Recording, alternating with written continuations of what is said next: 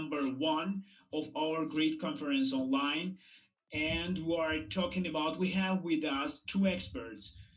Sergey Simanovsky, he is expert in mining. He's talking about mining today. And Adam Kling, he specialized at operation efficiency in automatic strategy, systems design, and software planning. For the beginning, I want to say that our great sponsor is Kaspersky Laboratories, which are making big securities for this all the blockchain industry and looking at that space.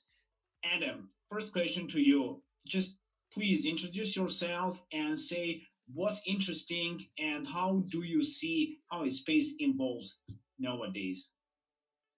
Yes, so I'm the founder and CEO of CryptoFights. It's a blockchain-based game.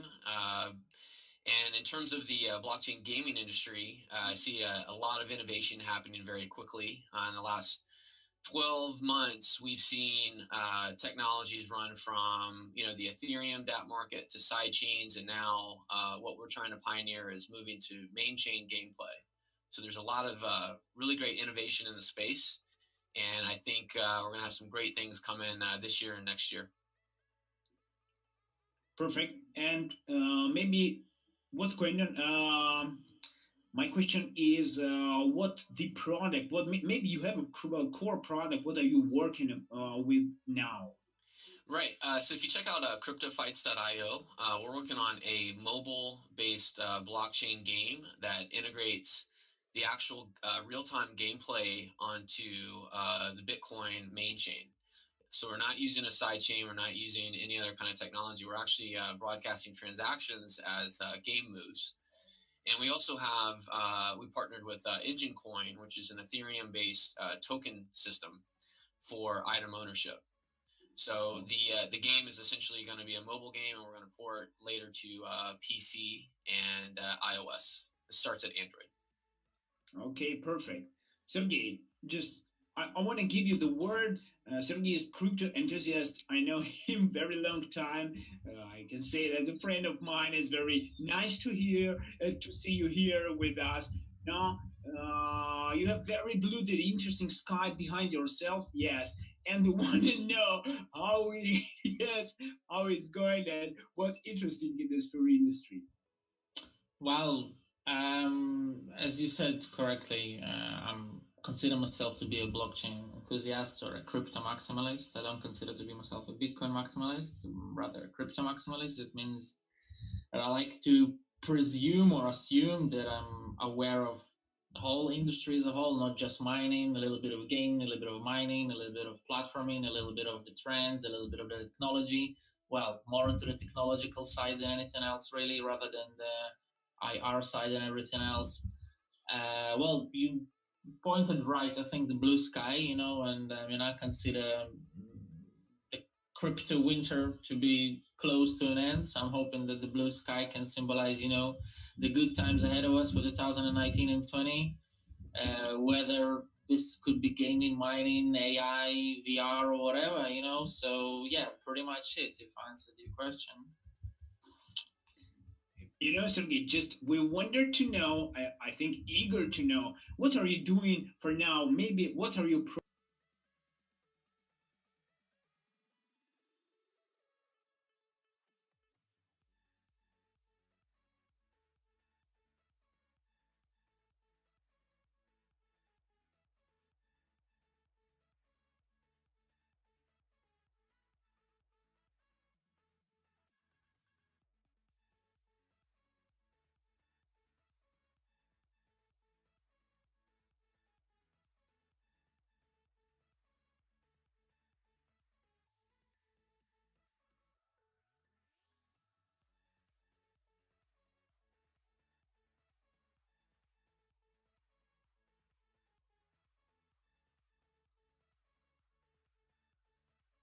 as in the research, I publish for research on my GitHub sometimes. Usually it considers technological aspects of different projects within the blockchain space.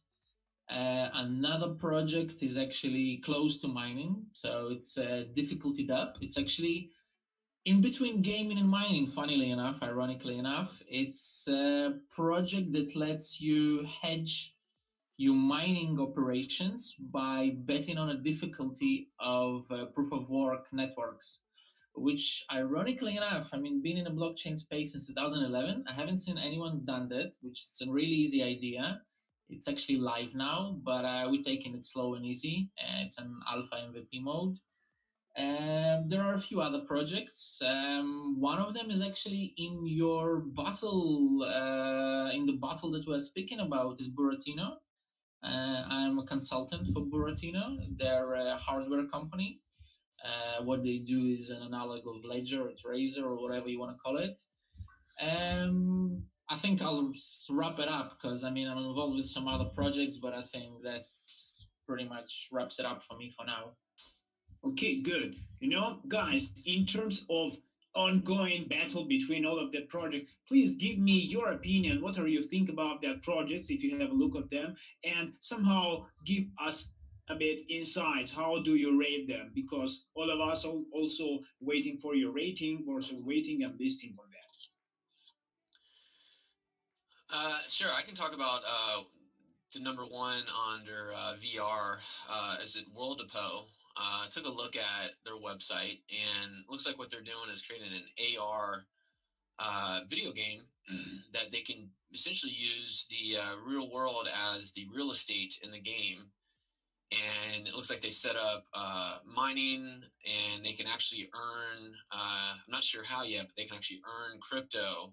So there's actually profit potential for players. And I think the concept of being able to merge games with real value is something that actually CryptoFights has been looking at for a long time, is where we think the future of gaming is going to be more intertwined with players being able to have, like, for example, items that have real value. For example, we have an item that's really scarce, but as the engine coin goes up, it's actually over almost $500 worth for that one item that they could trade on the market right now.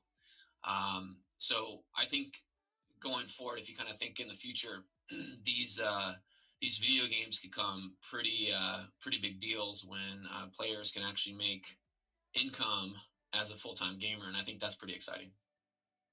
Really good. Yeah, nice to hear that. Sergey, what's your opinion? Oops, sorry, excuse me. There is a big bee flying around me. That's downtrend of living in a hot country, I guess. Anyway, sorry. I had a look at some of the websites. I'll be honest. I didn't have the time to look at all of the 50 companies. I had a random pick of about 15 or something like that. I had a look at their websites briefly, like this diagonally. Had a look at their documentation. I do like what Adam is saying, and I do like the idea that all of those companies are trying to bring value using blockchain into their product or into their idea.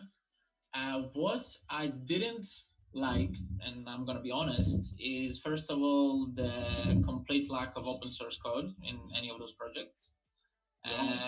Working within the blockchain space, I think that a person, well, it doesn't have to be open source, but I mean, I can understand that there are permissioned blockchains and there are closed source, but I mean, most of those projects are holding an ICO. And the idea behind an ICO, the initial coin offering, right, or an STO or an IEO, whatever you want to call it, the idea is to be, to get to your public as much as you can and to deliver as much information as you can. And unfortunately for me, the lack of that particular thing kind of summarizes up a lot of those projects are still stuck in the 2017 zone when there was the hype behind ICOs, and that hype led to the crypto bubble that we've seen, the last crypto bubble, the fourth crypto bubble that we've seen last year, a year and a half ago or whatever. But once again, some of those projects have really interesting ideas. I hope that they can develop those ideas, brush up. I mean, to me personally, I wouldn't be stuck in one place. I would try to develop, and it's been, 2 years, and the websites of some of those companies still look like they're kind of a bit behind trend and a bit, behind where we're moving on, and the way they bring their information. For me, there was some parts that were missing, but once again, I do like what Adam is saying and the idea of bringing value using blockchain technology, whether it's going to be games or whether it's mining or whatever, right? And shared value, obviously, that's what I'm talking about, is a great idea, and I hope that we can see more development from those companies that will, you know, let people know the real value that they're trying to bring. Got it. Yeah, I agree with you. Yes, you're right. And now, market trying to somehow evolve, somehow I know survive. Yes, you're right. But guys, now what we see onward and upcoming new type of trend, which are bring crypto exchanges. It's called initial exchange offering, and I don't know why a lot of maybe say all of the crypto exchanges now trying to launch it on their platform. What do you think? What do you think about these upcoming trends? Is it I don't know any kind of new hype of ICOs, or it's just a way to do evolve of this market to survive somehow? Yeah, I want to chime in on the ICO. I think that's actually a good point because, like he said, we've seen this before, and we actually, when we were thinking about, well, how do we raise money, I didn't really want to make a new token. There's plenty of them already, and I understand, it's essentially it's like a stock in that way, but I think you can still take in money like a traditional business does, as you take in payments. And like with our last pre-sale, we took multiple payment options for them to buy stuff, an actual product of ours. And I think with a lot of these ICOs, they have all these new names that are coming out for it. I really do think it's kind of like the internet in 95, where, there's just massive hype and everybody's throwing money at things because nobody's really figured it out yet. We haven't had the shakeout like we did in the internet bubble. And I think with the crypto market itself is that there's a lot of really interesting technology. There's a lot of there's scams, and there's also vaporware. Is that stuff that's going to start to be built, but they're not going to be able to execute. And so I think I'm kind of with Sergey is that I'm skeptical of any new token that's created versus what they can actually sell and produce value immediately. And it does make it difficult, because then you have to start worrying about like fundraising to do that, which is, ICO versus like a traditional where you have to go talk to investors and build your pro forma and your pitch deck and white papers and all that stuff that they could do directly to sophisticated VC funds versus unsophisticated investors that are going to throw money at any token that's going to go up 1,000%, next week. So that's my 2 cents. Well, what I think, before I say what I think, I would like to make, just a small, off note that I'm not against collecting money, and I'm not against, but just so people that are aware of that, and I consider, having investments and getting investments when it's done in the correct way, is done in the correct way and it's done properly. One good example of a blockchain project that didn't collect any money is Bitcoin. Just like to make it, and it worked, and it still works and it will work. It's here to stay. But coming back to the IEO, or to the initial exchange offering thing, I wrote an article about 2 months ago. I think it was actually before the IEO recent small boom started, and my point in that article was that the next bubble that will happen, in the crypto space in roughly a year and a half time or 2 years time will be caused by exchanges as such. I mean, I don't mean exchanges just Binance or Bittrex or whatever. I'm not going to blame them for anything. In fact, I don't think investors should blame anybody but themselves when they invest into a shitty project. I'm talking exchanges as in Bakkt, Binance, and so on and so on and so forth. I'm not going to go into detail. Coming back to the initial exchange offer, and there is 2 problems. One, it's done in a centralized way. This is kind of defeats the object of a blockchain. And the second bad idea, the second bad thing that I see in it is that the token is traded straight away. when we look at traditional business, Adam has made a really good point about the similarities of traditional business and blockchain that they are coming to. Um, we never see a project going to an IPO without a product. Never. I mean, you don't invest $10 billion into Facebook if there was no website and whole thing behind it, right? And there was no community behind it, and so on and so forth. You don't see a factory, I don't know, that does whatever they do. It doesn't matter what they do, build houses, make cement, whatever, go into an IPO without having the cement, the factory, and so on and so on. Unfortunately, we are seeing a lot of projects going into ICOs, which don't have anything, going for an ICO. And I think IO is not going to have any change in it. The only thing that is going to change is that people are unfortunately going to they trust the exchange, and I don't think they should trust the exchange because the exchange is not responsible for the product. And having the token being traded straight away without the product being developed within the IT space, which is a very difficult. I mean, blockchain is IT, and it's very difficult for even somebody who has some knowledge of IT to understand whether the product is ready or not. So yeah, I mean, I'm being too long here, but my point is that I think it's a bit dangerous, and I think we should be very careful when we are